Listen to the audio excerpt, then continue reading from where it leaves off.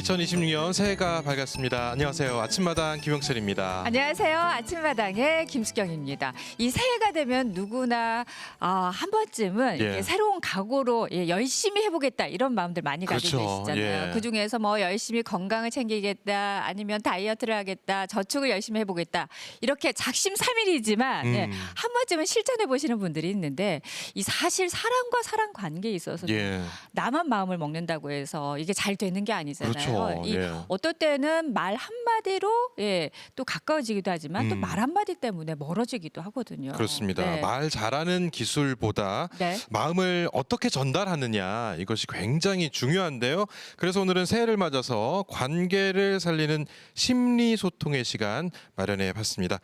말은 하는데 말이 잘 통하지가 않더라 이런 경험이 있으신 분들 오늘 강의가 큰 도움이 되지 않을까 싶습니다. 자, 심리학자 신고은 작가 모시고 오늘 저희가 얘기 나눠볼 텐데요. 시청자 여러분께 소개 부탁드립니다. 네, 안녕하세요. 반갑습니다. 말과 글로 강의하는 심리학자 신고은입니다. 새해 복 많이 받으세요. 네, 어서 오십시오. 반갑습니다. 우리가 이게 심리학 하면은 뭔가 이 아주 심오한 매력이 있을 것 같은데 심리학의 어떤 점이 좋길래 이렇게 말과 또 글로 사람들에게 전하고 계신가요? 네. 저는 예전에는 굉장히 내향적이고 소심한 그런 성격을 가지고 있는 아이였는데요. 예를 들면 저는 고등학생 때까지 혼자 버스도 못 탈 정도로 많이 소심했었어요. 왜냐하면 이제 버스를 타려고 하면 내가 조금 앞으로 나간다던가 아니면 제스처를 좀 취한다던가 그렇게 나의 표현을 해야 되는데 그런 것들을 주장하기 어려울 정도로 많이 내향적인 그런 성격을 가지고 있었습니다. 그런데 심리학을 공부하면서 내가 왜 그렇게 소심해졌을까, 어떤 삶을 살아왔을까, 어떻게 노력하면 바뀔 수 있을까 이런 것들을 공부하다 보니까 제가 발전하고 성장하는 데 많은 도움이 되더라고요. 그래서 제가 공부한 이 내용들 혼자 알기 너무 아까워서 많은 분들이랑 같이 공부했으면 좋겠다라는 생각으로 심리학을 공부하게 되었습니다. 그 심리학은 여러 가지 좀 다양한 세부 내용들이 있는 것으로 알고 있는데 그러면 어떤 걸 전공을 하신 건가요? 네, 보통 이제 심리학 하면 많이 떠올리시는 과목이 이제 상담에 대해서 많이 생각을 하실 거예요. 네, 저 같은 경우에는 사회심리학을 전공을 했고요. 사회심리학 같은 경우에는 주변의 환경이나 사회적인 그런 영향력을 연구하는 학문인데요. 사실 제가 어렸을 때부터 드라마 보는 걸 굉장히 좋아했어요. 근데 이 드라마를 보면 완벽하고 정말 실수 없고 그런 등장인물도 있는 반면에 실수도 많고 뭔가 문제거리 이런 사람들도 있잖아요. 그렇죠. 저는 항상 그런 사람들이 더 마음에 가더라고요. 그래서 그런 사람들을 잘 들여다보면 저 사람이 의도적으로 그런 건 아닌데 그 사람이 살아온 환경이나 아니면 지금 처한 그런 분위기나 이런 것들 때문에 어쩔 수 없이 잘못된 그런 행동을 하게 되는 경우가 있는 것 같아요. 그래서 그런 것들을 보면 짠하기도 하고 또 안타깝기도 하고 저 같기도 하고. 그런데 그런 상황들을 봤을 때 그것들을 사회심리학이라는 학문에서 굉장히 많은 답을 주더라고요. 그래서 입체적인 한 사람을 이해하는 데 있어서 그 사람의 성격만 가지고 공부하는 게 아니라 그 사람이 처해 있는 환경까지 공부할 수 있는 학문이라는 데서 정말 좋은 내용이 아닌가 싶습니다. 저는 보통 이 드라마 보면은 아유 저 주인공은 왜 저기에서 저렇게 성격이 나쁜 거야라든지 이해를 못하거나 그래요. 그냥 감정이입하고 말죠. 역시 심리학을 공부하신 분은 다르신 것 같습니다. 그렇습니다. 그럼 이제 여러 현장에서 강의를 하실 텐데 보통 어떤 주제로 이야기를 나누세요? 심리학을 강의할 때는 아무래도 사람의 행동이나 사람의 마음에 대한 전반적인 내용을 다루는데요. 나의 내면에 대해서 이야기를 할 때는 감정이나 행복이나 회복 탄력성, 요즘에는 이런 주제들을 많이 다루는 것 같고요. 관계와 갈등이나 어떤 애착이나 이런 부분에 대해서도 이야기를 많이 나누고 있고요. 최근에는 서로의 마음을 이해하는 것까지는 가능한데 그래서 그 마음을 어떻게 표현해야 되고 또 어떻게 들어줘야 되는지에 대한 방법적으로 궁금해하시는 분들이 많더라고요. 그래서 요즘에는 이제 심리학을 활용한 소통의 기술에 대해서도 많이 강의하고 있습니다. 자, 그렇다면은 이 새해 새 마음으로 새로운 관계를 펼쳐보고 싶으신 분들이라면 오늘 이 강의 잘 들으시면 좋을 것 같습니다. 저희도 열심히 듣도록 하겠습니다. 자, 그렇다면은 신고은 작가님을 무대 가운데로 모시고 강의 듣도록 하겠습니다. 박수 부탁드립니다.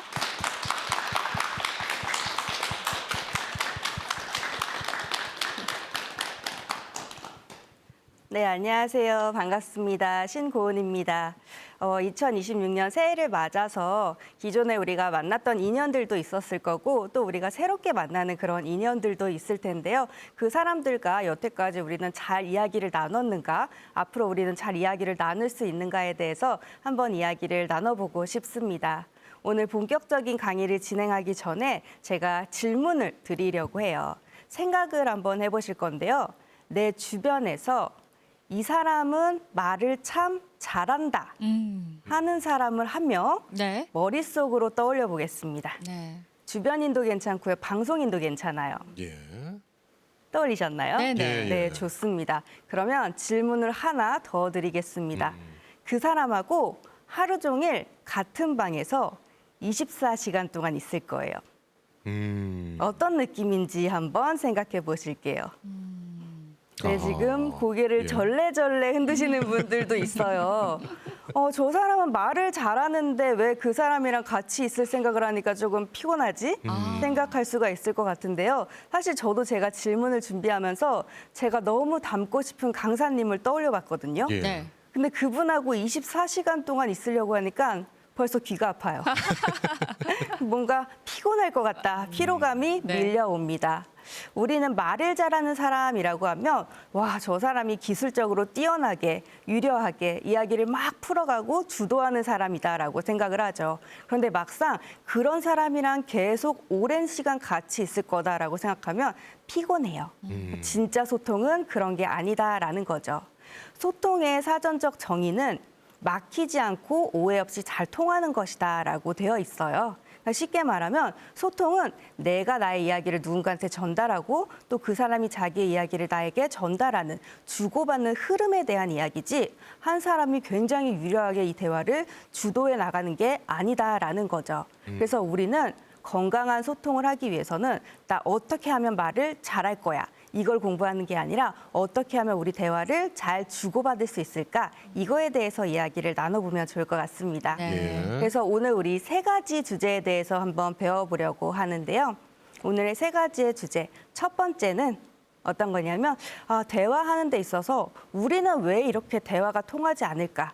이 불통의 이유에 대해서 한번 살펴볼 거고요. 예. 그리고 말을 잘하기 위해서 어떤 기술을 사용하면 좋을까? 소통의 기술 알려드릴 거고요. 마지막으로 우리 대화하는 데 있어서 이것만큼은 하지 마세요 하는 주의사항까지 네. 세 가지 한번 이야기 나눠보도록 하겠습니다. 그래서 먼저 우리 첫 번째 불통의 이유를 알기 위해서는 소통은 무엇인가에 대해서 알아봐야 될 것 같아요. 그래서 소통을 알기 위해서는 소통에는 정말 중요한 두 가지 요인이 있다는 걸 알고 계시면 좋겠습니다. 소통은요, 말하는 사람, 발신자, 그리고 말을 듣는 사람, 수신자, 이 두 사람이 반드시 있어야지만 소통이 이루어진다라고 볼 수가 있습니다. 지금같이 제가 여러분들께 일방적으로 메시지를 전하는 발신자의 역할을 할 때도 있어요. 그런데 대부분의 대화의 경우에는 내가 누군가한테 이야기를 전하고 그럼 이야기를 들은 사람이 또 이야기를 듣고 나도 뭔가 할 말이 생겼는데 하고 또 내 이야기를 전하고 이렇게 대화를 주고받다 보니까 내가 발신자가 되었다가 또 수신자가 되고 이렇게 역할이 주고받게 되겠죠. 그래서 사실은 발신자에게도 불통의 원인이 있고 수신자에게도 불통의 원인이 있는데 우리는 그 두 가지 역할을 다 할 거예요. 그래서 그 두 가지의 이유를 다 찾아봐야 된다라는 거겠습니다. 예. 그래서 먼저 첫 번째는 발신자에게서 오는 불통의 원인을 한번 살펴보도록 하겠습니다. 제가 아는 분 중에 유치원 선생님이 계세요. 근데 제가 그 선생님하고 저녁 약속을 잡았어요. 그래서 이 선생님이랑 이제 만나려고 하는데 이 선생님은 한동안 연락이 안 되는 거예요. 그러더니 약속 시간이 돼서 급하게 연락이 왔는데 오늘 일이 너무 많이 밀려가지고 도저히 올 수가 없대요. 그래서 내가 내일까지 만들어야 되는 교구도 있고 장난감도 있고 그게 있는데 지금 반도 못 끝내서 오늘은 도저히 못 만날 것 같으니까 미안한데 다음에 만나자. 근데 제가 이제 약속을 했으니까 조금 안타깝기도 하고 아쉽기도 하고 얼마나 일이 많으면 이거 못 만날까 싶어가지고 도와주고 싶은 거예요. 그래서 제가 그럼 나 어차피 시간 있으니까 너 저녁도 못 먹었을 텐데 먹을 거 사서 갈 테니까 기다려. 그래서 내가 혹시 뭐 필요한 거 있어? 사갈까? 이렇게 물어봤어요. 근데 그 친구가 저한테 뭐라고 얘기를 하냐면 그러면 오는 길에 보스리 가스리 좀 사와라고 하는 거예요. 무스리 가스리? 네. 무슨 말일까요? 보스리 까스리. 예. 두 분이서 나누는 그냥 암호 같은 건가요? 저는 그 암호를 못 알아들은 거예요. 네, 지금 혹시 보스리 까스리에 대해서 나는 안다 하시는 분 네. 계신가요? 하시는 분 계시나요? 없으실 거예요. 고개를 절레절레 하고 네, 무슨 맞습니다. 말이야. 예. 그래서 저도 똑같은 반응이었어요. 갑자기 보스리 까스리가 뭐야? 그랬더니 딱 이제 뭔지를 알려주는데 이 화면 속에 있는 이미지. 우리가 보통 찍찍이라고 하죠. 벨크로. 이거를 보스리 까스리라고 부르는 거예요. 예. 이 만드는 사람들은 이 보스리 까스리 찍찍이가 한쪽은 보들보들한 면이 있고 한쪽은 삐죽삐죽한 면이 있어서 예. 이 두 개가 이렇게 붙어 있잖아요. 네. 그거를 쉽게 표현하기 위해서 보스리 까스리다라고 이야기를 한대요. 근데 저 같은 경우에는 만들기에 소질도 없고 평소에 뭘 만드는 사람도 아니고 그러니까 이런 것들에 대해서 들어본 적이 없는 거예요. 그래서 이 사람은 나한테 너무나도 당연하게 어떤 얘기를 했는데 저는 뭐라고 답해야 되는지 무슨 말을 하는지를 이해를 하지 못했던 거죠. 그래서 심리학에서는 이런 말이 있습니다. 바로 지식의 저주라는 표현인데요. 내가 어떤 단어나 어떤 지식을 알기 전에는 그거를 몰랐다는 사실을 내가 기억을 못한대요. 우리 쉽게 말하면 이제 개구리가 올챙이척 생각 못한다라는 그런 표현이 있죠.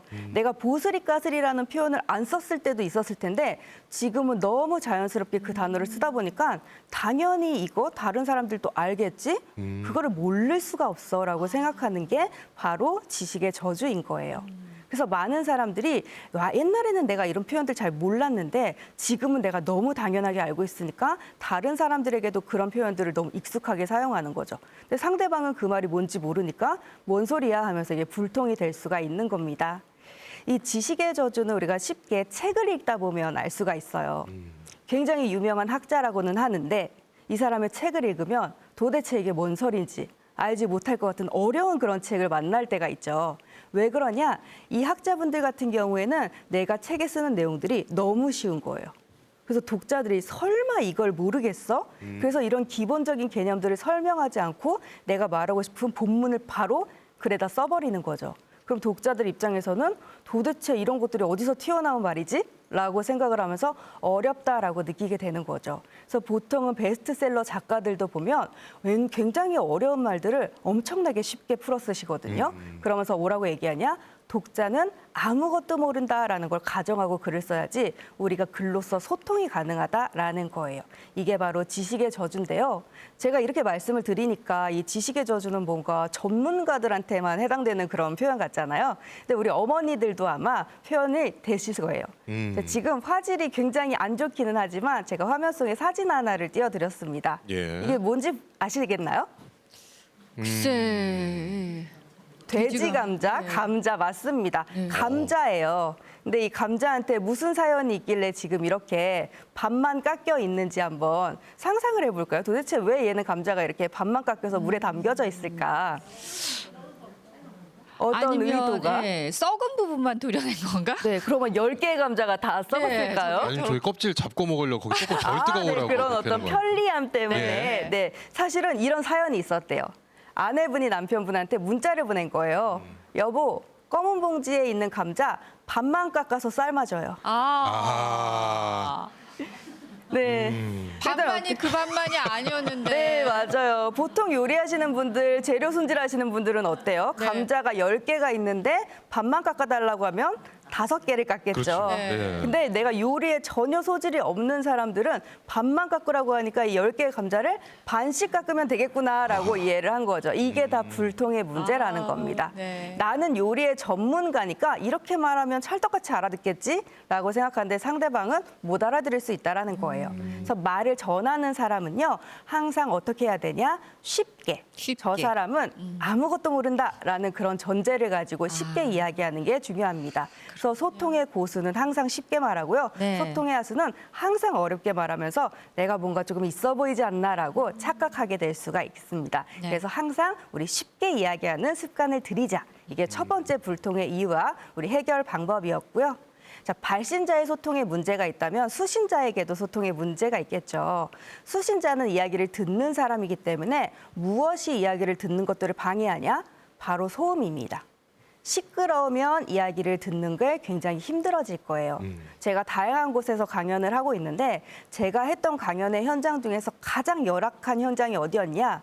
지하철역 안에 했어요. 아. 물론 지하철역에서 제가 강의를 한 건 아니고 지하철역 안에 강의할 수 있는 그런 센터가 있었어요. 그런데 안 그래도 지하철역이 굉장히 산만한 공간인데 그날이 잡상인 단속 기간이었던 거예요. 그래서 15분마다 계속 잡상인은 조금 있다가 단속이 시작할 거니까 짐을 빼서 정리해서 나가라라는 그런 안내 방송이 15분에 한 번씩 나오는 거예요. 그러니까 제 강의를 듣는 분들이 계속 이야기를 들으려고 저한테 집중하려고 해도 계속 이 안내 방송이랑 겹치니까 이걸 이야기를 듣기가 힘든 거죠. 그래서 내가 아무리 집중해서 들으려고 해도 밖에서 공사를 하거나 뭐 드르륵 소리가 나거나 이런 소음 때문에 내가 이야기를 듣는 걸 방해받을 수 있겠죠. 그런데 이런 밖에서 나는 물리적인 소음뿐만 아니라 더 중요한 소음이 있을 수가 있습니다. 그게 바로 마음속에 있는 소음이에요. 자, 우리는 마음에 생각이 많고 골치가 많고 불평이 많고 그러면 보통 뭐라고 얘기하냐? 속 시끄럽다라고 이야기를 합니다. 예. 속이 시끄럽다. 마음속에서 소통이 안 된다. 뭔가 소음이 있다. 이게 바로 마음의 소음이다라고 볼 수가 있겠죠. 제가 키우는 강아지가 어느 날 제가 살짝 봤는데 얘가 뭘 오물오물거리고 있는 거예요. 그래서 강아지가 오물오물거리면 보통은 문제가 크거든요. 그래서 제가 달려가가지고 뭐 먹니? 이러고 봤더니 얘가 입에 면봉을 물고 있는 거예요. 근데 이거 좀 위험할 수 있다. 그래서 제가 이거를 뺏으려고 했어요. 근데 강아지 키우시는 분들은 알겠지만 뭐 물고 있는데 그거 뺏으면 애들이 홀딱 삼킨단 말이에요. 그래서 얘가 그 면봉을 꿀떡하고 삼킨 거예요. 그래서 제가 너무 깜짝 놀라서 얘를 데리고 병원으로 갔어요. 근데 엑스레이를 찍어봤더니 이 면봉이 종이로 되어 있는 거라서 엑스레이 안 잡히는 거예요. 어디에 있는지도 모르고 수술할 수도 없고 대신 이게 불행인지도 모르겠는데 또 다행인지도 모르게 종이 면봉이니까 이거 뱃속에서 불을 수도 있고 부드러워질 수도 있고 구겨질 수도 있어서 이거 응가로 나올 거예요 라고 수의사님이 말씀을 하시더라고요. 그러니까 내일 얘가 화장실에 갈 때까지만 우리 기다려보고 근데 이틀, 3일이 지나도 얘가 화장실 못 간다? 그럼 그때 한번 다시 방법을 찾아봅시다 라고 얘기를 하더라고요. 그래서 알겠습니다 하고 이제 집에 와서 제가 계속 뭘 기다리냐? 이 아이가 화장실 가는 것만 계속 기다리는 거예요. 도대체 얘는 왜 화장실을 안 갈까? 밥을 이렇게 먹었는데 계속 이것만 기다리고 있다 보니까 제 속이 시끄러워지기 시작을 했어요. 그러니까 어떻게 되냐? 사람들이 저한테 계속 말을 거는데 제가 그 얘기를 못 듣는 거예요. 남편이 와가지고 뭐라고 질문하는데 멍 때리고 있다가 뭐라고? 뭐라고? 이런 식으로 소통이 되지 않는 거예요. 이것처럼 내 마음속에 어떤 문제가 있는데 그게 해결이 되지 않으면 우리는 그 다음으로 내가 신경 써야 되는 것들을 신경을 잘 못 써요. 이걸 심리학에서 뭐라고 얘기하냐? 미해결 과제다라고 이야기를 합니다. 해결되지 못한 과제가 내 마음속에 있으면 속이 시끄럽고 속이 시끄러우면 그 소리를 듣느라고 내가 다음 것들에 집중할 수가 없어요. 예를 들어서 내가 요즘에 몸이 조금 안 좋은 것 같아. 그래서 건강검진을 받았는데 결과가 일주일 있다 나온대요. 그럼 일주일 동안 우리는 어떤 생각을 계속하죠? 걱정하죠. 그렇죠. 결과가 별일 어떤 없을 결과가 거야라고 생각을 하면서도 네. 근데 혹시 안 좋은 거 있으면 어떡하지? 네. 이렇게 생각을 할 거예요. 이러다 보니까 속이 시끄러워져서 그 다음에 집중해야 될 것들을 집중하지 못하고요. 또 어떤 사람들은 이런 경우가 있어요. 친구가 갑자기 전화 와가지고 나 너한테 할 말 있는데 1시간 있다 전화할 테니까 받아. 그 말이 제일 무서워요. 예. 네, 그러면 어떤 생각을 해요? 1시간 있다가 나한테 부담스러운 부탁을 할 건지 아니면 뭔가 좋은 칭찬을 할 건지 아니면 불행한 얘기를 할 건지 계속 그 생각을 하느라고 다른 것들에 집중을 할 수가 없잖아요. 이 모든 것들이 다 미해결 과제다라고 볼 수가 있거든요. 네. 그래서 내 마음을 속을 시끄럽게 하는 것들이 마음속에 있으면 네. 우리는 이야기를 듣기가 힘들어집니다. 그래서 불통자는 뭔가 내가 이야기를 듣고 있는데 마음이 시끄럽다라고 얘기했을 때는 이렇게 얘기를 하는 게 좋아요. 먼저 만약에 물리적인 소음이 있다. 밖에 시끄러운 소음이 있다. 문을 닫는 것처럼 소음을 멈추는 거죠. 혹은 앞에 있는 사람이 얘기를 했는데 내가 제대로 못 들었어요. 그러면 꼭 못 들었다고 말씀을 해주셔야 됩니다. 네. 어떤 분들은요. 앞에 있는 사람이 어떤 얘기를 했는데 솔직히 못 들었어요. 근데 들은 척을 하시는 분들이 있어요. 그냥 대충 이래요. 근데 이게 왜 문제가 되냐면 이 사람이랑 나랑 오늘 2시간 동안 얘기를 할 거거든요. 근데 첫 번째 어떤 사람의 이름에 대해서 얘기했는데 제가 그 사람 이름을 못 들었어요. 근데 얘가 2시간 동안 그 사람 얘기만 하는 거예요. 그럼 나는 이 대화에 참여를 할 수가 없겠죠. 그래서 내가 이야기를 못 들었으면 반드시 못 들었다 다시 얘기해줘라고 이야기를 해야 되고요. 네. 만약에 내 마음속에 미해결 과제가 있다. 그러면 그것들을 해결할 수 있다면 해결하는 게 제일 좋겠죠. 예를 들어서 아침에 우리 딸내미하고 싸웠어요. 네. 아주 기분이 나쁜 상태로 딸내미가 학교에 갔어요. 하루 종일 마음이 찝찝해요. 그러면 다른 것들을 신경 쓰기가 힘들겠죠? 그러면 이 문제를 해결하는 거예요. 문자를 보내는 거죠. 엄마가 오늘 아침에 조금 졸려서 피곤해서 예민해서 조금 짜증을 냈어. 미안해. 우리 딸 사랑해. 이렇게 문자를 보내면 내 마음도 편해지고 문자도 해결하고 내가 현재에 집중할 수가 있겠죠. 근데 만약에 면봉을 먹은 강아지처럼 사실은 바로 문제를 해결할 수 없는 그런 미해결 과제도 있겠죠. 그럴 경우에는 앞에 있는 사람한테 솔직하게 이야기하는 거예요. 내가 지금 마음이 좀 시끄러워서 이야기에 집중하기가 조금 어려운데 우리 다음에 이야기하자. 라고 이야기하는 게 불통의 시간을 길게 늘리는 것보다 훨씬 더 도움이 된다라는 겁니다. 그래서 우리 첫 번째 시간에는 불통, 왜 오는가에 대해서 이야기를 해봤다면 우리 두 번째 파트에서는 진짜 본격적으로 소통을 잘하고 마음을 잘 나누는 그런 기술에 대해서 살펴보도록 하겠습니다. 또 질문을 한번 드릴게요. 내가 살면서 가장 처음으로 영화관에 갔던 날 떠올리시나요? 영화관. 네, 지금 생각하고 있는데 언제였는지 기억은 가물가물하지만. 네, 그래도 떠올리는 날 중에서 가장 오래된 날 한번 떠올려 보시고요. 나 그때 누구랑 갔었지? 무슨 영화 봤었지? 네. 그날의 날씨는 어땠지? 분위기는 어땠지? 그것도 한번 생각해 볼까요? 네. 떠올리셨죠? 네. 제가 이렇게 앞에서 봤는데 제가 질문을 딱 하니까 눈이 이렇게 위로 올라가시면서 다들 고민을 하셨고요. 떠올리신 분들은 입으로 뭐라고 저는 들리지도 않는데 계속 답변을 하시고 계시네요. 이게 바로 가장 첫 번째 소통의 기술인데요. 바로 질문하는 겁니다. 우리 첫 번째 시간에도 이야기했지만 제가 말을 잘하는 사람은 혼자 유려하게 말을 끌고 가는 사람이 아니다라고 말씀드렸잖아요. 말을 못하는 사람은요. 자기가 하고 싶은 말만 한대요. 내 말을 보통으로 하는 사람은요. 상대방이 듣고 싶은 말을 해준대요. 그럼 말을 진짜 잘하는 사람은 어떤 사람이냐? 상대방이 말을 하도록 한대요. 그래서 소통의 가장 중요한 건 바로 질문을 하는 겁니다. 질문을 하잖아요. 그러면 이 사람이 생각을 해요. 생각을 하면요. 답이 떠올라요. 답이 떠오르면 어떻게 되냐? 말을 하고 싶어져요. 대화에 참여하고 싶은 동기가 생깁니다. 그래서 우리 주변에서 말하는 거 별로 안 좋아하는 사람이 있어요. 예를 들어서 우리 딸은 식탁에만 앉으면 말도 하나도 안 해. 우리 아들 아기 때는 옆에서 쫑알쫑알 얘기 진짜 많이 했는데 요즘은 내가 말 걸어도 대답도 안 해. 이런 경우 있죠. 또 우리 남편은 나랑 대화하는 거 제일 지루해해. 이런 식으로 뭔가 지금 대화에 관심이 없거나 말을 꺼내기가 어려운 사람들에게는 내 얘기를 계속하면 할수록 더 지루하고 피하고 싶어 한단 말이에요. 근데 그분들에게 질문을 던지기 시작하면 생각을 하겠죠. 생각을 하면 대답하고 싶은 게 떠오를 거고 그럼 입이 간질간질하면서 대화에 참여하게 될 거예요. 근데 제가 이렇게 소통의 가장 중요한 건 질문하기입니다라고 말씀을 드리면 어떤 분들은 근데 우리 집에 있는 양반은 내가 질문하면 제대로 대답도 안 해줘. 혹은 그 사람이 질문하면 나는 듣기 싫어. 귀찮아 죽겠어. 이렇게 말하시는 분들도 있단 말이에요. 왜 어떤 질문은 나 생각하게 하지 않고 대화하기 싫게 만들까? 왜냐하면 어떤 질문은요. 진짜 시답지도 않은 질문일 경우도 있고요. 또 의미 없는 질문일 경우도 있고요. 어떤 사람은 말을 하고 싶어서 질문을 하기는 하는데 사실 이게 궁금하지 않아서 물어보고 대답을 안 들어요. 그래서 분명히 지난번에 내가 답을 했는데 또 말하고 또 물어보고 이러면 저 인간은 내 얘기를 듣지도 않아 이러면서 오히려 말을 하고 싶지가 않아지겠죠. 그래서 질문을 할 때도 우리가 기술적으로 질문을 해야 된다라는 겁니다. 그래서 첫 번째 기술이 바로 이유를 물을 때 쓰는 그런 기술인데요. 우리가 질문할 때 제일 많이 이야기를 하는 건 이유가 궁금해서 질문할 거예요. 저 사람 도대체 왜 저럴까? 이게 궁금해서 우리는 질문을 하겠죠. 예를 들어서 누가 나한테 전화를 했어요. 그럼 우리는 질문할 거예요. 왜 이 사람이 나한테 전화했는지, 전화의 목적이 뭔지 궁금하겠죠. 그래서 왜 전화했어? 이렇게 물어볼 수 있습니다.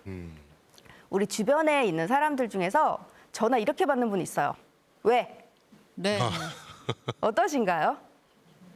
기분 나쁘죠. 내가 진짜 큰맘 먹고 전화했는데 할 말 있어서 전화했는데 안부 물으려고 전화했는데 갑자기 왜? 이러면 왜 내가 전화하면 안 돼? 이러면서 마음에 약간 불편한 마음이 생기잖아요. 근데 상대방은 정말로 왜 전화했는지 궁금해서 그 얘기를 했을 수도 있거든요.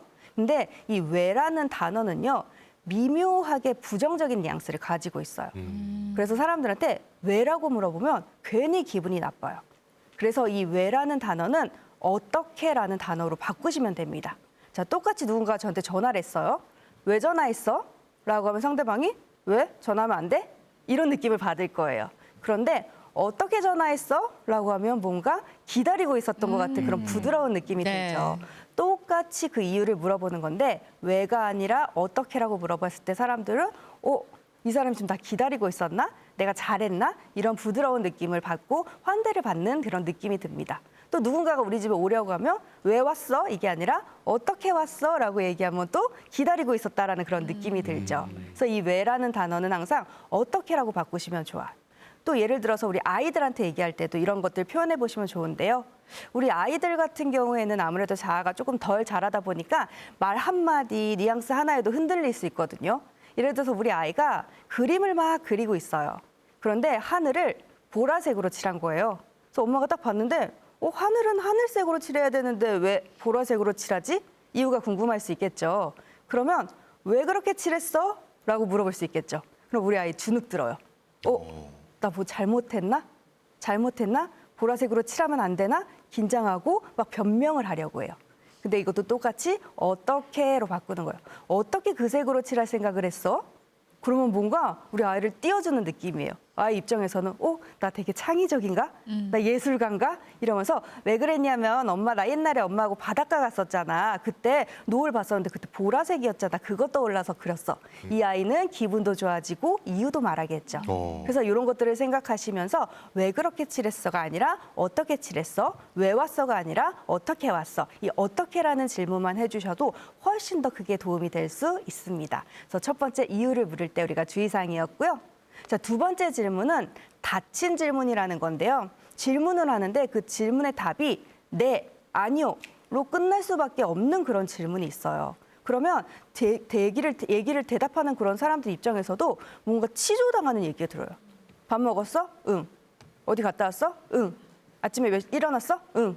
아니? 이렇게 하다 보면 저 사람이 지금 나랑 대화하고 있는 거 맞아?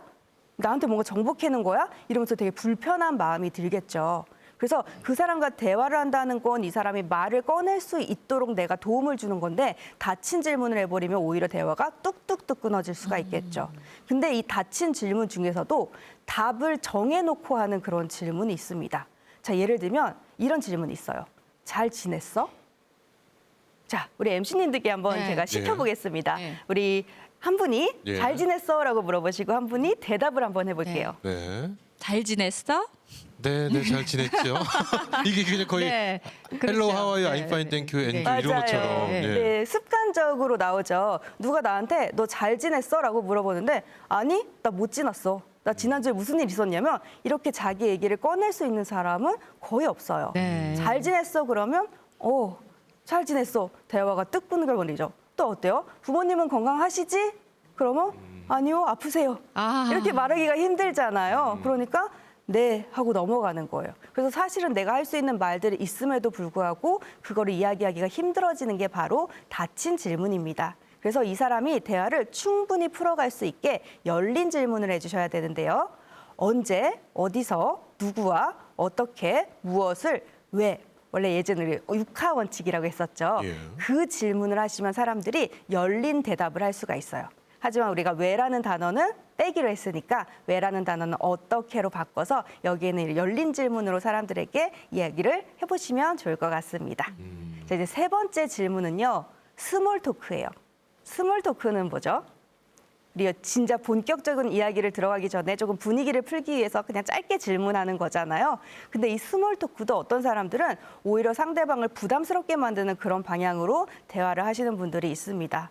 예를 들면 이런 대화들, 이런 주제들은 우리가 스몰 토크에서 가능한 빼야 되는 건데요. 우리 청년들을 대상으로 질문할 때 취업에 대한 이야기. 너 지금 취업 준비 잘하고 있니? 어느 회사 가려고 준비하고 있니? 아니면 너 언제 결혼하려고 그러니? 연애는 하니? 남자친구는 뭐 하는 사람이니? 이런 취업, 미래, 연애에 대한 이야기를 하면 어때요? 우리 보통 우리 명절 때 가면 이런 얘기 많이 하시잖아요. 왜냐하면 우리 어른들이 조카한테 이 질문을 하는 건 사실 이게 궁금하지가 않아서 그래요. 별로 궁금하지도 않고 이 아이들이 어떻게 지내고 있는지도 모르는데 이 친구들한테 지금 내가 같이 얘기할 수 있는 공통된 관심사가 뭘까라고 생각해보면 저런 것들인 것 같은 거예요. 그래서 내가 생각했을 때는 스몰 토크라고 생각해서 이 질문을 던져요. 그런데 우리 청년들이 듣기에 이거는 엄청난 빅토크예요. 엄청나게 부담스럽고 엄청나게 무거운 주제예요. 이 얘기를 딱 듣는 순간 체할 것 같고 아, 나 명절 때 친척 집에 안 오고 싶다라는 생각을 하게 될 수 있습니다. 나에게는 가벼운 주제 같아도 상대방이 듣기에는 무거운 주제들에 대해서는 피해 주시는 게 좋고요. 비슷한 맥락으로 사회적인 문제, 정치적인 문제, 종교적인 문제는 그것들을 이야기해서 모인 자리가 아니라면 최대한 삼가 주시는 게 좋을 것 같아요. 특히 이제 스몰 토크를 하다 보면 다른 사람의 이야기 꺼내시는 분들이 있어요. 이제 제가 집에서 자주 이렇게 와가지고 그 렌탈 기기를 관리해 주시는 분이 있는데 그분이 이제 저하고 한 20분 정도를 거실에서 같이 있어야 되니까 약간 민망하신가 봐요. 그래서 그 시간에 자꾸만 저에게 스몰 토크를 조금 권하시는데 그중에서 어떤 이야기를 하시냐? 다른 고객의 이야기를 계속 하는 거예요. 근데 그분이 다른 고객의 이야기를 하는 목적은 저를 조금 칭찬해 주기 위해서요. 그 집은 여기가 막 정리가 안 돼 있는데 이 집은 깨끗하네요. 그 집은 이런 것들 관리를 잘 해내는데 이 집은 참 좋네요. 저를 막 칭찬해주고 싶어서 다른 사람의 이야기를 꺼냅니다. 그런데 제 입장에서는 그걸 가만히 듣고 있으면 저분 혹시 다른 집에 가서 또 우리 집 얘기하는 거 아니야? 이런 생각이 들면서 아, 대화하고 싶지 않다. 얘기를 그만하고 싶다. 그래서 제가 언제부턴가 준비하고 끝나면 말씀해 주세요. 그러고 방에 숨어 있거든요. 그래서 이런 대화들도 사실 스몰 토크로 적절하지 않은 주제다라고 볼 수 있죠. 특히 심리학에서는 작은 세상 이론이라고 있는데요. 작은 세상 이론은 쉽게 말하면 우리가 사는 세상이 엄청 좁다는 거예요. 그래서 인연이 6다리만 건너면 다 아는 사이가 된대요. 저하고 우리 MC님하고 네. 옆집에 사는 사람의 근처 슈퍼의 사장님의 사위의 초등학교 선생님의 이런 식으로 6다리를 건너면 우리 아는 사이라는 거예요. 6다리가 최대예요. 그러니까 어떤 관계는 2다리, 3다리만 건너도 아는 사람이에요. 근데 내가 어떤 사람의 이야기를 쉽게 했다가 그 사람 우리 사촌 오빠인데? 그 사람 우리 선생님인데? 이런 얘기하면 큰일 나는 거죠. 그래서 다른 사람 이야기는 최대한 줄여주시면 좋을 것 같고요. 예전에는 평가하는 부분, 특히 외모에 대한 평가를 스몰 토크로 굉장히 많이 했었죠. 그래서 막, 와, 얼굴이 너무 예쁘시네요. 아니면 머릿결이 좋으시네요. 뭐 날씬하시네요. 이런 것들이 칭찬이라고 많이 생각을 하셨는데 요즘에는 문화가 바뀌면서 칭찬마저도 저 사람이 나를 뭔가 같이 판단하는구나라고 생각해서 불편해하시는 분들이 많아졌대요. 그래서 나는 좋은 의도로 이야기를 하고 있지만 상대방은 그것마저도 기분이 나빠할 수도 있으니까 그 사람의 외모를 평가하는 거, 칭찬이라도 삼가주시는 게 좋습니다. 만약에 내가 나는 저 사람이랑 너무 잘 지내고 싶어서 저 사람한테 칭찬하고 싶어. 그럴 때는 이 사람이 타고난 걸 칭찬하지 마시고요. 이 사람이 선택한 걸 칭찬해 주세요. 예를 들어서 피부가 되게 좋아요. 날씬해요. 이건 그 사람이 타고난 거잖아요. 그거는 그 사람 자체를 판단하는 것처럼 느껴져요. 근데 안경이 굉장히 특이하네요. 티셔츠 색깔이 굉장히 예쁘네요. 그건 그 사람이 선택을 한 거죠. 그런 선택에 대해서 칭찬하면 또 기분이 좋아진대. 나 잘했다라고 인정하는 거니까 이렇게 한번 방향을 바꿔보시면 좋습니다. 그래서 스몰 토크를 할 때는 이런 위에 있는 내용들에 대해서 삼가주시고 어떤 주제를 하면 조금 안전하냐? 가장 중요한 건 우리가 공유할 수 있는 상황에 대한 주제를 이야기해 주시면 좋습니다. 겨울인데 올겨울은 생각보다 안 추운 것 같아요. 라던가 오늘 여기 사람 진짜 많은데 혹시 오는 길에 못 타고 오셨어요? 라던가 행사하는 것 같은데 혹시 저거 보셨어요? 이렇게 우리가 공유할 수 있는 지금 상황의 분위기에 대해서 이야기하면 굉장히 뭔가 무례하지도 않고 문제가 되지도 않고 편하게 얘기를 풀어갈 수가 있고요. 또 서로의 관심사에 대해서 이야기해보는 것도 좋습니다. 관심이라는 건 옳고 그름이 없잖아요. 또 무슨 음식 좋아해? 이거 가지고 기분 나쁘거나 싸울 일도 없을 거고요. 그다음에 너는 OTT 요즘에 뭐 재밌는 드라마 좋아해? 이런 것들 물어보는 것들은 문제가 되지 않겠죠. 그런 관심이나 취향에 대한 질문은 해보셔도 좋겠습니다. 그래서 우리 이렇게 질문에서 조심해야 될 상황에 대해서 이야기를 나눠봤는데요. 우리가 대화를 하는 데 있어서 지금 너무 다 들어주고 배려하고 그런 내용들만 했죠. 근데 사실은 얘기하다 보면 나도 얘기하고 싶잖아요. 근데 이렇게 하면은 물론 상대방은 좋아하겠지만 나는 조금 싫을 수도 있을 것 같아라는 생각도 들 수 있을 것 같아요. 그래서 이번에는 내가 나의 이야기를 듣는 그런 방법을 알아보려고 하는데요. 그 전에 먼저 좀 중요한 거. 저 사람이 질문을 했을 때 저 사람이 질문하고 저에게 답변을 할 거잖아요. 그럼 그 답변을 일단 제대로 들어주는 것이 중요합니다. 우리는 저 사람의 답변을 들었을 때 그냥 고개를 끄덕끄덕 거리면 잘 들어주는 거 아니야? 라고 착각하는 경우가 많아요. 그런데 사실은 내가 끄덕끄덕한다고 상대방이 저 사람이 내 얘기를 잘 듣고 있구나라고 생각하지는 않습니다. 자, 그래서 우리는 귀와 몸과 마음으로 이야기를 들어야 되는데요. 먼저 첫 번째 귀로 듣는 건 우리 아까 전에 수신자의 불통의 이유와 똑같아요. 시끄러운 소리가 있으면 안 들려. 그러니까 조금 더 크게 말해줘라고 얘기하거나 못 들었어라고 얘기하거나 정확하게 그 소리를 들어주셔야 되고요. 몸으로 듣는 건 내가 저 사람이 이야기를 할 때 어떤 사람은요. 괜히 막 이렇게 막 책상을 막 닦는다던가 설거지를 막 한다던가 휴대전화를 보면서 얘기 듣는 분들 있잖아요. 그럼 상대방 입장에서는 쟤 지금 내 얘기 제대로 듣는 거 맞아? 라는 느낌을 받을 수가 있겠죠. 그래서 예를 들어서 우리 아이가 와가지고 엄마 나 오늘 뭐 했어? 라고 얘기했는데 우리 엄마가 막 설거지하면서 잘했어 이러잖아요. 그럼 나는 들었는데 아이 입장에서는 엄마는 내 얘기 제대로 듣지도 않아. 이러면서 삐져요. 그래서 경청을 할 때는 내가 지금 너의 이야기를 듣고 있어라는 티를 내주셔야 돼요. 그래서 몸을 기울이고 얼굴을 마주치고 눈을 마주 보면서 이야기를 나누셔야 된다라는 거죠. 그리고 마지막으로 진심을 다해서 마음으로 얘기를 들어주셔야 돼요. 귀로만 듣고 몸으로만 들어도 내가 생각이 다른 쪽으로 가 있으면 다음에 내가 똑같은 질문 또 하게 돼요. 그럼 상대방 입장에서는 쟤는 맨날 물어봤던 거 또 물어보고 물어봤던 거 또 물어보고 내 얘기는 듣지도 않고 얘기하고 싶지 않다라는 그런 생각을 하게 되겠죠. 그래서 이 마음으로 공감하는 소통을 해보시면 좋겠습니다. 그러면 우리가 이제 공감을 방해하는 나 지금 마음으로 너의 얘기를 듣고 있어 하는 것들을 방해하는 그런 요인들이 있는데요. 그 요인을 한번 살펴보려고 합니다. 어떤 분들은 앞에 있는 사람이 굉장히 막 속상하고 힘들고 어려운 얘기들을 막 하고 있어요. 그런데 그 사람의 감정을 내가 딱 쳐내는 그런 식으로 경청을 하세요. 뭐라고 얘기하냐? 괜찮아. 많이 사용하시는 표현이죠. 그리고 괜찮아 누구한테 얘기하냐면요. 엄마 아빠가 이렇게 가고 있는데 우리 아이가 가다가 꽉 넘어졌어요. 그럼 뭐라고 하죠? 괜찮아 일어나 이러잖아요. 뭐가 괜찮아요? 아프죠. 엄청 아프거든요. 그러면 아프지라고 해주는 게 공감이에요. 그런데 괜찮아라고 함을 통해서 이 아이는 어떤 걸 배우냐? 아, 내가 지금 아픈데 이 아프다라는 마음을 표현하면 안 되는구나라는 걸 배우는 거예요. 그래서 사람들을 만날 때 내가 힘들거나 속상하거나 내 마음속에 어떤 이야기가 있을 때 그거를 표현하는 것들이 어려운 성인으로 자라게 될 수가 있습니다. 그래서 괜찮아라는 말은 상대방의 감정을 굉장히 과소평가하고 별거 아닌 것처럼 이야기할 수가 있어요. 또 이렇게 얘기하시는 분들도 있어요. 야, 너보다 힘든 사람 더 많은데 우리 감사해야지. 이렇게 얘기하시는 분들도 있죠. 이것도 사실은 듣고 보면 맞는 말이에요. 근데 사람의 마음이 아무리 내 힘든 문제가 그렇게 크지 않다고 해도 주변에 있는 사람보다 나의 문제가 훨씬 더 크게 느껴지는 게 그게 사람의 심리입니다. 네. 근데 사람들이 야, 너보다 더 힘든 사람이 많아. 그러면 맞는 말이야. 내가 생각을 바꿔야지. 이게 아니라 저 사람은 나한테 공감을 해주지 못하네. 왜 자기가 뭔데 나한테 괜찮다고 하지? 이러면서 서운해할 수가 있다라는 거예요. 그래서 상대방의 감정을 빠르게 정리하려고 하는 그런 표현이 없이 그냥 있는 그대로 힘들었겠다. 속상했겠다. 그렇게 이야기를 해주시는 것이 공감되는 경청을 할 수 있는 방법이다라고 볼 수가 있습니다. 자, 특히 우리가 경청할 때 정말 중요한 그런 상황이 있는데요. 바로 싸울 때예요.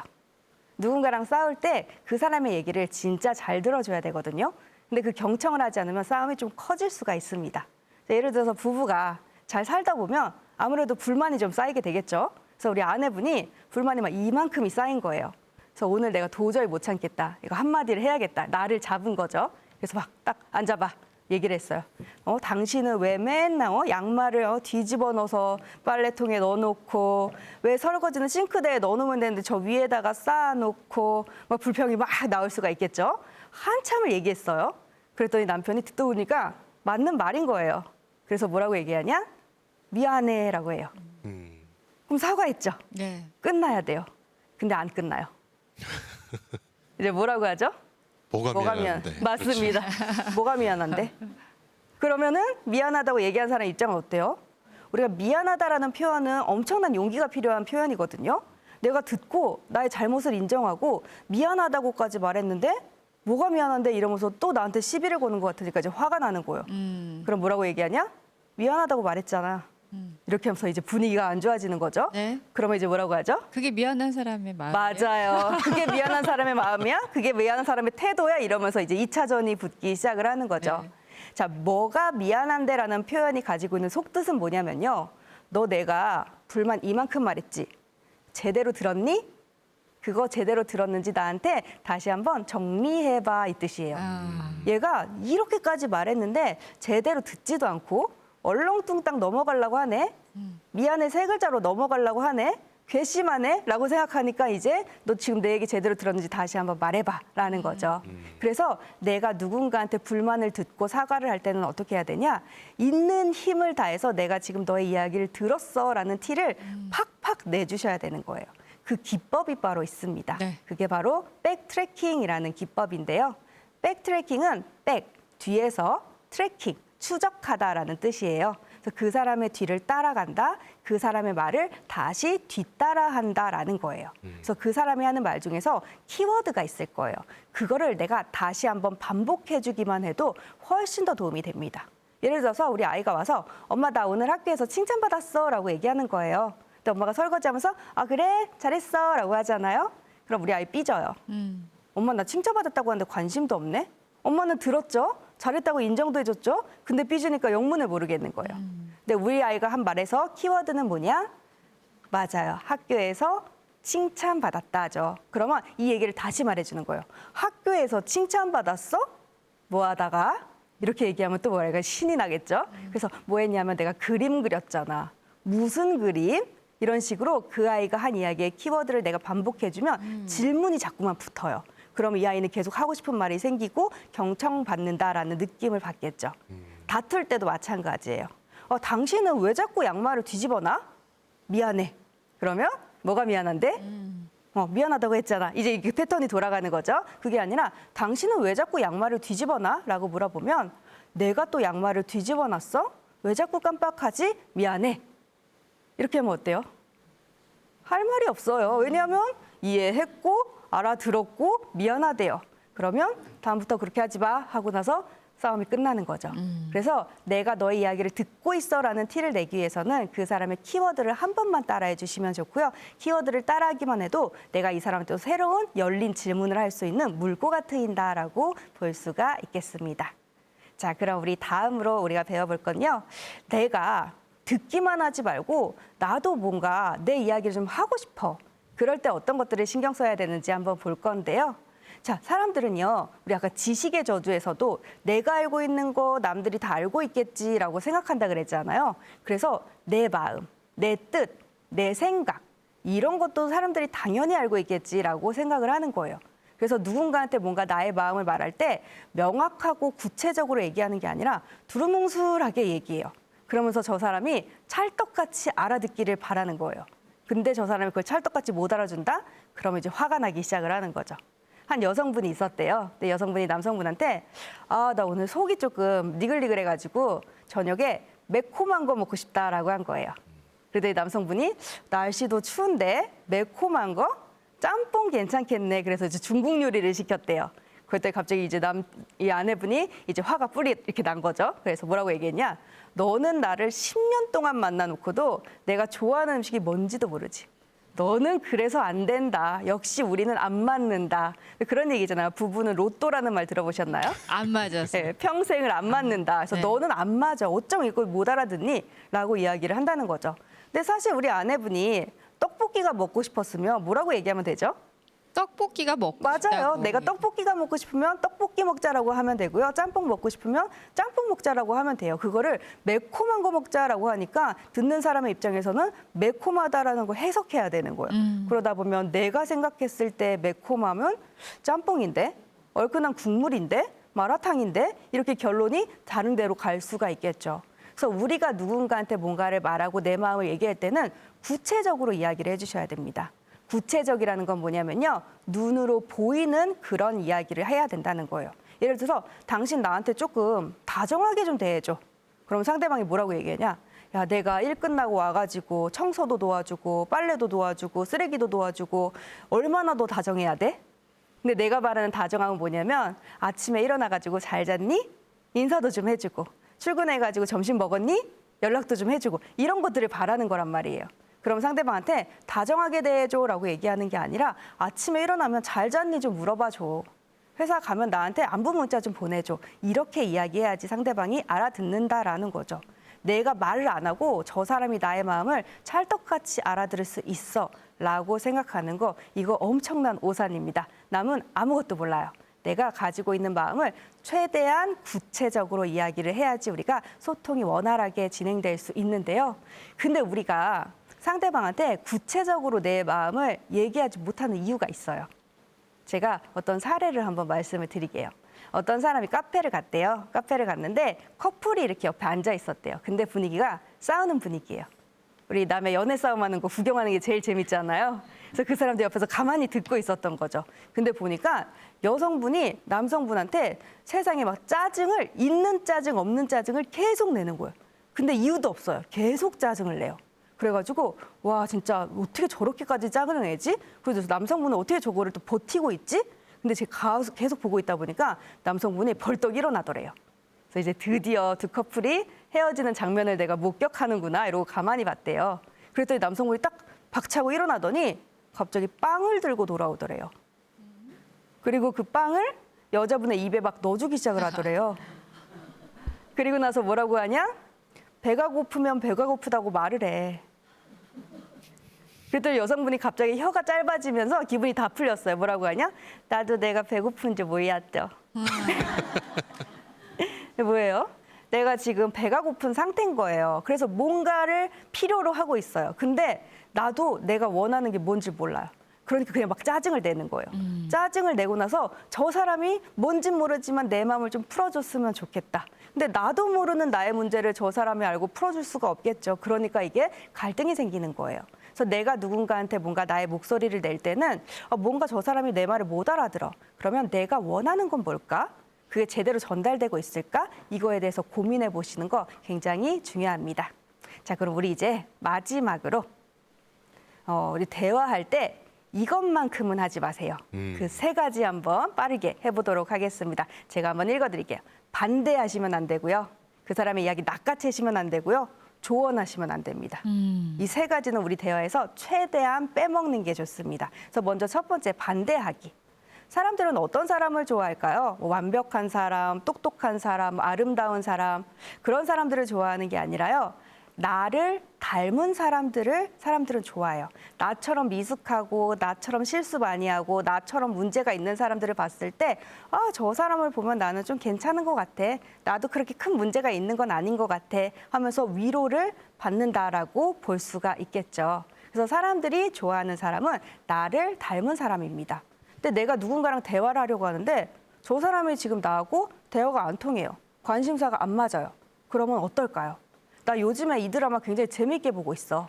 근데 B라는 친구는 나도 그 드라마 보는데 그 진짜 재밌어 라고 얘기하고요. C라는 친구는 나 그 드라마 왜 보는지 모르겠어. 이렇게 얘기해요.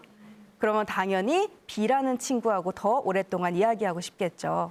사람들은 나하고 비슷한 사람, 공통된 관심사를 가진 사람이랑 이야기를 하고 싶어 합니다. 근데 어떤 사람들은요, 내가 좀 특별한 사람으로 보이고 싶은 거예요.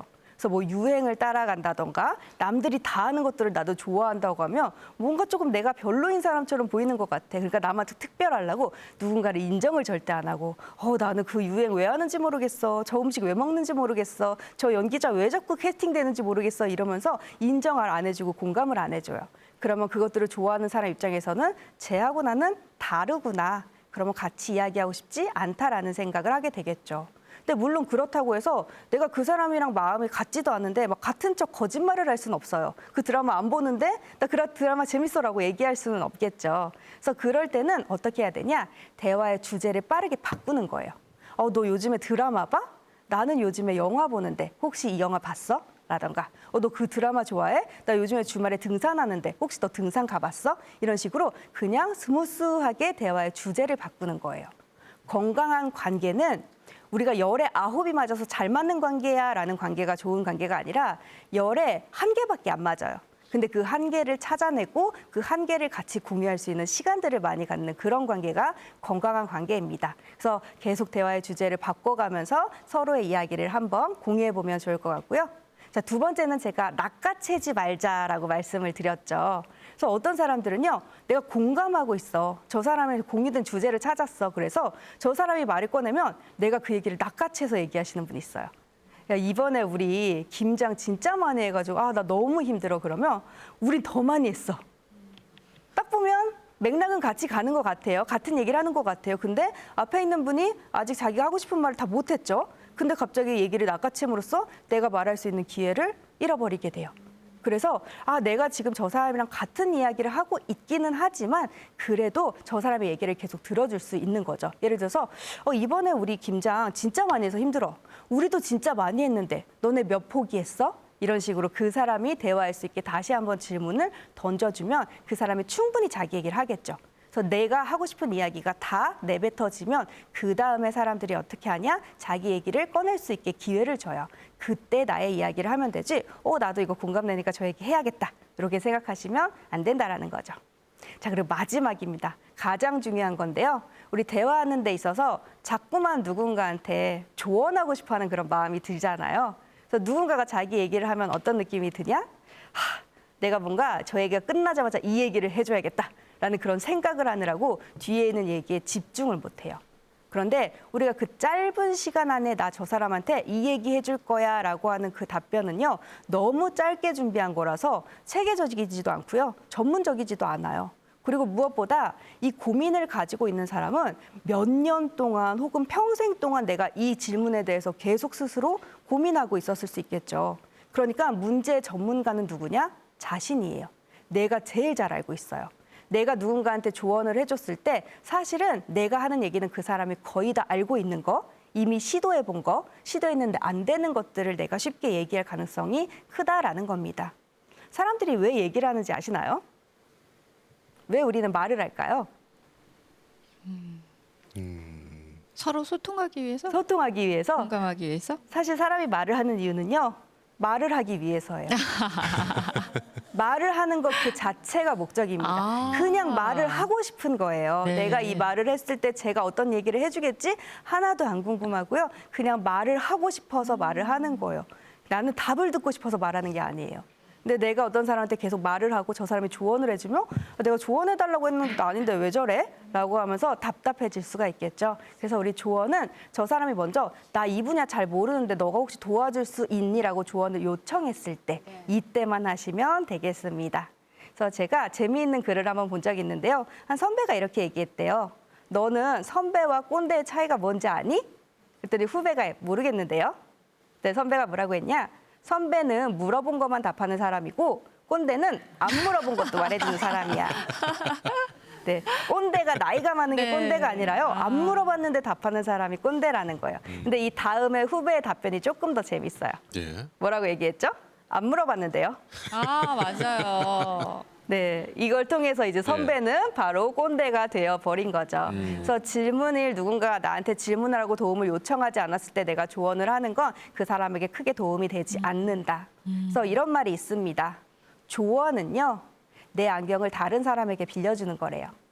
내 세상에서는 굉장히 적합하고 도움이 되지만 누군가의 시력에는 그게 도움이 되지 않을 수도 있다. 네. 그러니까 항상 내가 어떤 사람한테 좋은 얘기를 해줘야 되겠다가 아니라 그 사람의 세상에서 그 사람이 스스로 답을 찾을 수 있게 나는 들어주고 질문하는 사람이 되어야겠다라고 네. 생각하면 좋을 것 같습니다. 네.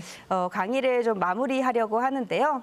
오늘 소통의 기술 몇 가지를 배우면서 실제로 내가 이걸 써먹을 수 있을 것 같아라는 네. 것도 배우셨을 거고요. 어떤 부분은 나 이거 했다가 더 싸움 낼 것 같아. 긴장하는 그런 것들도 있었을 것 같아요. 그런데 내가 관계가 깨질 것 같다라는 긴장 때문에 아예 아무런 시도도 하지 않으면 오히려 그게 더 관계를 해칠 수가 있다라는 겁니다. 사진 한 장을 보도록 하겠습니다. 킨즈기라는 건데요. 깨진 도자기의 틈 사이에 금이랑 오칠을 해가지고 요거를 붙이는 거예요. 우리가 나 이 도자기가 너무 귀해서 안 깨졌으면 좋겠어 하고 찬장에만 숨겨놓으면 깨지진 않겠죠. 근데 쓸모도 없을 거예요. 그런데 내가 이 도자기를 잘 쓰다가 깨졌을 때 열심히 노력해서 그 사이에 금을 메꾸면 오히려 세상에 하나밖에 없는 그런 작품이 되겠죠. 관계도 마찬가지입니다. 내가 이 사람이랑 뭔가 노력을 했을 때 오히려 갈등하고 깨지면 어떡하지? 아무런 시도도 하지 말고 말도 하지 말아야지. 그러면 정말 안 싸울 거예요. 하지만 그 관계는 의미가 없는 관계가 됩니다. 하지만 우리가 공부했던 내용들을 가지고 생긴 틈을 메우다 보면 우리의 관계가 세상에 하나밖에 없는 그런 작품이 되지 않을까 싶습니다. 네, 오늘 제 강의는 여기까지고요. 2026년 배웠던 소통의 기술을 통해서 행복한 관계 같이 하시기를 바라겠습니다. 감사합니다. 네. 강희은 씨, 신고은 작가님께 다시 한번 큰 박수 부탁드립니다. 네, 강의 잘 들었습니다. 네, 자리로 또 모시겠습니다. 저 하나 배웠어요. 예. 이제 아이들한테 엄마는 지금 미해결 과제가 있어. 잠깐만 기다려줘.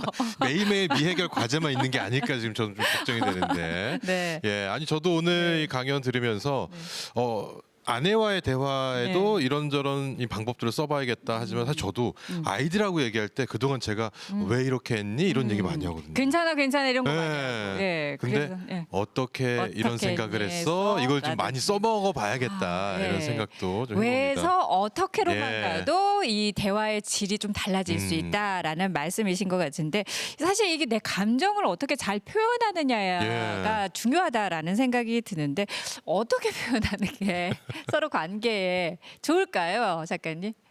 네. 제가 오늘 언급하진 않았지만 네. 감정을 표현하는 것도 되게 중요한데요. 우리는 내가 감정을 드러내는 것 자체가 문제가 될 수 있고 뭔가 좀 내가 감정을 느끼는 것 자체가 좀 뭔가 후지다? 약간 이렇게 생각을 하는 것 같아요. 그래서 나의 감정을 자꾸만 표현하지 않으려고 하죠. 예를 들면 안 삐졌어. 예. 화 안 났어. 누가 봐도 삐쳐 있는데 네, 맞아요. 안 삐쳤어. 아니야. 그러니까 네. 감정을 내가 표현하지 않으면 그게 없어진다라고 생각을 하는 것 같아요. 네. 그런데 오히려 내가 나는 화 안 났어, 나는 짜증 안 나, 나는 안 삐졌어라고 얘기하면요. 눈빛으로, 말투로, 문을 닫는 그 강도로 모든 걸로 태도로 그게 다 드러내요. 그게 오히려 더 큰 문제가 될 수가 있기 때문에 나의 감정은 제가 이렇게 늘 말씀을 드립니다. 짜증을 내지 말고 짜증 난다고 말을 하세요.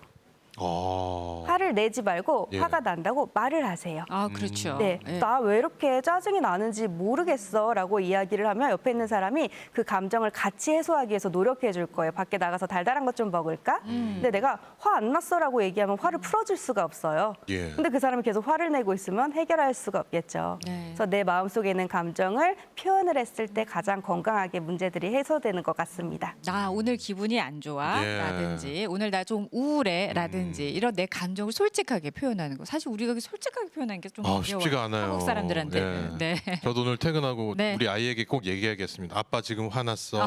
말 잘 들어. 이게 아빠 4살짜리한테도 배고파. 통할까요?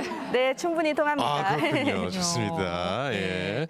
자, 이렇게 뭐 여러 가지 뭐 소통 방식이나 다른 사람과의 소통도 중요하지만 네. 나와의 소통도 굉장히 또 중요하지 않을까? 아까 맞아요. 보니까 내가 배고픈 거, 내가 이 표현하는 걸 몰라서 표현 못하는 그 예 맞아요. 들어주셨잖아요. 네. 나와의 소통은 어떻게 해야 조금 더 잘할 수 있을까요? 네. 사람들이 정말로 자기 마음에 대해서 잘 모르는 것 같아요. 그래서 항상 내가 무엇을 할 때 행복한지, 무엇을 할 때 슬픈지, 무엇을 할 때 뭔가 조금 우울해지는지 그런 것들에 대해서 평소에 자꾸만 스스로한테 질문하고 답을 내려보는 것들이 좋을 것 같습니다. 그래서 저는 예전에 저에 대해서 이해하기 위해서 백문백답이라는 걸 했었거든요. 여기까지 질문에 대해서 계속 답을 하면서 나는 이런 생각을 하는 사람이구나라는 것들을 계속 인지를 하다 보면 나하고도 대화가 조금 가능해지지 않을까 싶습니다.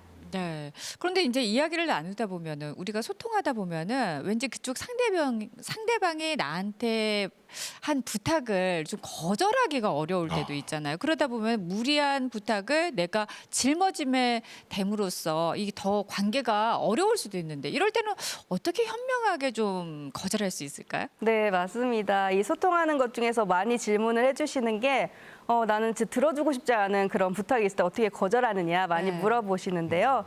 우리가 누군가가 나에게 부탁을 했을 때 바로 대답을 해줘야 된다는 압박감을 느끼는 것 같아요. 근데 이제 거기에서 부탁을 받느냐 거절하느냐 선택하는 데 있어서 내가 거절하면 저 사람이 나를 싫어하겠지? 상처받겠지라는 생각 때문에 이거를 이제 거절을 못하게 되는 거잖아요. 근데 사실은 이 부탁은 바로 들을 필요가 없어요.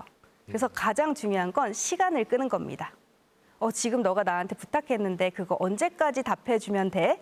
라고 일단은 시간을 끄는 거죠. 시간을 끄면 상대방의 입장에서도 아, 얘가 지금 나의 이야기에 거절할 수도 있겠구나라는 마음의 준비를 하게 되거든요. 사실 사람인지라 상대방이 거절했을 때 거절할 수 있다라는 걸 알면서도 눈앞에서 거절을 당하면 마음이 좀 상할 수밖에 없겠죠. 그런데 시간을 가지고 저 사람한테 난 거절당할 수도 있겠다라는 준비를 시켜놓고 나서 솔직한 그런 이유를 가지고 내가 이건 좀 어려울 것 같아라고 얘기하면 훨씬 더 스무스하게 넘어갈 수가 있고요. 거기다 이제 거절만 하고 끝나는 게 아니라 내가 지금 거절해서 미안한 마음을 같이 표현해주면 좋을 것 같아요. 예를 들어서 친구가 돈 문제로 이제 부탁을 했다. 그러면 돈은 내가 도와줄 수가 없어. 미안해. 대신에 내가 시간을 내서 너에게 도와줄 수 있는 게 없을까? 이런 대안을 제공해주면 아, 내가 싫어서 거절하는 게 아니라 상황이 어쩔 수 없어서 거절하는구나라는 걸 또 이해할 수 있겠죠. 네. 자, 그러면 올해 이거 하나만큼은 꼭 기억했으면 하는 거 짧게 말씀해 주시면 좋겠네요. 네. 저는 소통하는 데 있어서 가장 중요한 건 솔직함이다라고 생각을 합니다. 내가 자꾸만 나를 포장하려고 하기 시작을 하면 거짓된 이야기들이 나오고요. 네. 그런 것들이 겉으로 보기에는 다 티가 날 수밖에 없거든요. 네. 항상 나에게 내가 원하는 것이 무엇인지를 물어보고 그것을 사람들에게 명확하게 이야기할 수 있는 그런 솔직함, 진솔함을 가질 수 있으면 좋겠습니다. 네. 예, 자 이렇게 새해를 맞아서 건강하고 행복하게 소통할 수 있는 법에 대해서 네. 한 시간 이야기 나눠봤습니다. 오늘 함께해 주신 우리 신고은 작가님 고맙습니다. 고맙습니다. 자, 아침마당 오늘 저희가 준비한 소식은 여기까지입니다. 저희는 다음 이 시간 찾아오겠습니다. 고맙습니다. Two kids on a ride, throwing hands in the air. It's the same old story, town after town, and sometimes